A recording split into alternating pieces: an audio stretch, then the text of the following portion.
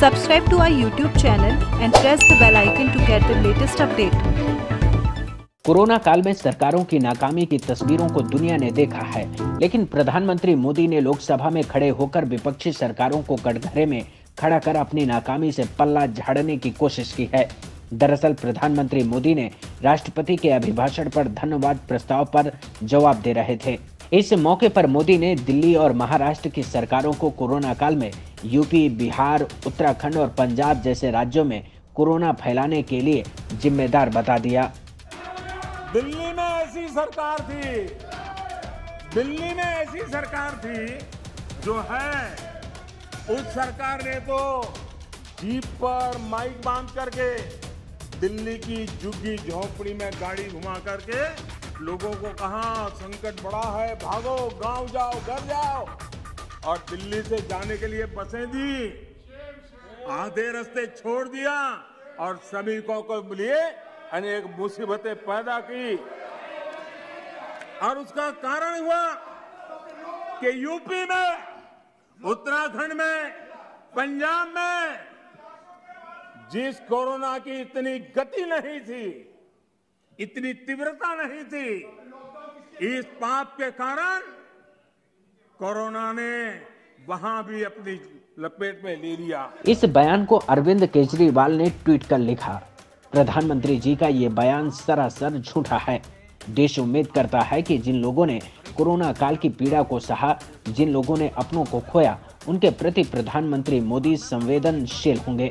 लोगों की पीड़ा पर राजनीति करना प्रधानमंत्री जी को शोभा नहीं देता। इस पर योगी आदित्यनाथ ने पलटवार कर दिया। उन्होंने लिखा कि सुनो केजरीवाल, जब पूरी मानवता कोरोना की पीड़ा से करा रही थी, उस समय आपने यूपी के कामगारों को दिल्ली छोड़ने पर विवश कर दिया। छोटे बच्चों और महिलाओं तक को आधी रात में यूपी की सीमा पर असहाय छोड़ने जैसे अलोकतांत्रिक और अमानवीय कार्य आपकी सरकार ने किया। वैसे इस ट्वीट की भाषा को लेकर भी सवाल है, जिस पर योगी आदित्यनाथ की तरफ से एक पद की मर्यादा रखी जा सकती थी, लेकिन योगी आदित्यनाथ ने ऐसा नहीं किया। वो कहते हैं ना कि जैसा बोएंगे वैसा काटेंगे भी। ऐसे में अरविंद केजरीवाल ने भी उसी भाषा में जवाब दे दिया। उन्होंने लिखा, सुनो योगी, आप तो रहने ही दो। जिस तरह यूपी के लोगों की लाशें नदी में बह रही थी और आप करोड़ों रुपए खर्च करके टाइम्स मैगजीन में अपनी झूठी वाहवाही के लिए विज्ञापन दे रहे थे, आप जैसा निर्दयी और क्रूर शासक मैंने कभी नहीं देखा। वैसे प्रधानमंत्री मोदी के बयान पर तकरार तो होनी लाजमी थी, क्योंकि उन्होंने बीजेपी आईटी सेल की तरह भाषा का इस्तेमाल किया। जैसा कोरोना काल में बीजेपी आईटी सेल प्रचारित कर रहा था, वैसा आज प्रधानमंत्री मोदी ने संसद में खड़े होकर बोल दिया। क्या ये सच नहीं है कि देश के नाम संबोधन में सिर्फ 4 घंटे की नोटिस पर पूरे देश में लॉकडाउन लगा दिया गया? क्या प्रधानमंत्री मोदी ने तब नहीं सोचा था कि इस फैसले के बाद वो लोग कहां जाएंगे जो हर दिन कमाते और खाते हैं? क्या ये सच नहीं है कि एक झटके में प्रवासी मजदूरों को सड़क पर लाकर खड़ा कर दिया गया था? क्या ये सच नहीं है कि प्रधानमंत्री मोदी के एक फैसले से लाखों करोड़ों लोगों के सामने भूखमरी का संकट पैदा हो गया था? क्या ये सच नहीं है कि लोगों को आने जाने के लिए संसाधन तक मुहैया कराने में देरी हुई, जिससे दुनिया ने सबसे बड़ी पलायन की तस्वीर देखी? वैसे मोदी कुछ भी कह सकते हैं, लेकिन इस सच से कोई कैसे इनकार कर सकता है?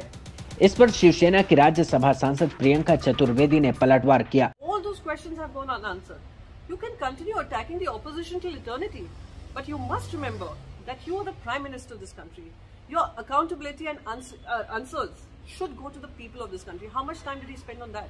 And that should be a matter of concern. वैसे प्रधानमंत्री मोदी ने आरोप लगाया कि जब देश में लॉकडाउन लगा था, तब कांग्रेस मुंबई में मुफ्त टिकट बांट रही थी। अगर यही सच है और यही कांग्रेस का गुनाह है, तो फिर प्रधानमंत्री मोदी को ये बताना चाहिए कि ट्रेनों का संचालन कर और यूपी में बसों के जरिए मजदूरों को घर घर पहुंचाने का श्रेय बीजेपी क्यों ले रही थी? अब जब प्रधानमंत्री मोदी के मुताबिक कांग्रेस जिम्मेदार हो सकती है, तो फिर खुद प्रधानमंत्री मोदी जो ट्रेन चला रहे थे, वो जिम्मेदार कैसे नहीं हो सकते हैं? लेकिन हमारे जो मजदूर भाई विशेष रूप से गए थे, उनको संकट का सामना करना पड़ा। सब जगह पे रिलीफ कैंप चलाए गए और अकेले बिहार के लिए केंद्र सरकार ने 1500 से ज्यादा ट्रेनें चलाकर 21 लाख से ज्यादा हमारे प्रवासी भाइयों को बिहार भेजने का काम किया। वैसे प्रधानमंत्री मोदी के आरोपों के बाद कांग्रेस ने ट्वीट किया। उन्होंने लिखा कि संकट में मदद करना हमारी परंपरा रही है। आप देश को संकट में बेसहारा छोड़ोगे तो देशवासियों की बाह थामने के लिए कांग्रेस का हाथ सदा तैयार मिलेगा। वैसे मोदी सरकार अपनी नाकामी को मानने से हर बार पीछे हट जाती है। जो नाकामी लगने लगती है उस पर चुप्पी साध ली जाती है।